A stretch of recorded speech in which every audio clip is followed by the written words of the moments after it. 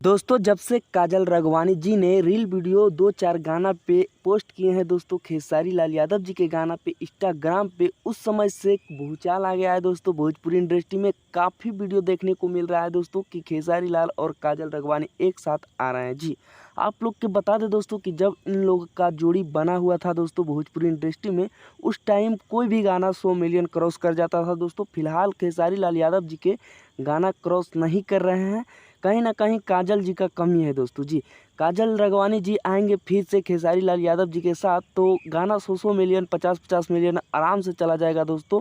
तो आप लोग का क्या कहना है दोस्तों, इस पर कमेंट में ज़रूर लिखिएगा। और बहुत तेज़ी से ये रील वीडियो वायरल हो रहा था दोस्तों, तो हम सोचे अपना भाई को अपडेट देना चाहिए। बाकी आप लोग के ये वीडियो कैसा लगा दोस्तों, रील वीडियो कैसा लगा काजल राघवानी जी को एक बार कमेंट में बताइएगा। और वीडियो को ज़्यादा से ज़्यादा शेयर कीजिएगा दोस्तों, ताकि खेसारी भैया मान सके और हम और आप सबों को ये जोड़ी फिर से देखने को मिलेगा दोस्तों पुराना ही अंदाज में। बाकी आप लोग क्या कहेंगे कमेंट में ज़रूर लिखिएगा। धन्यवाद।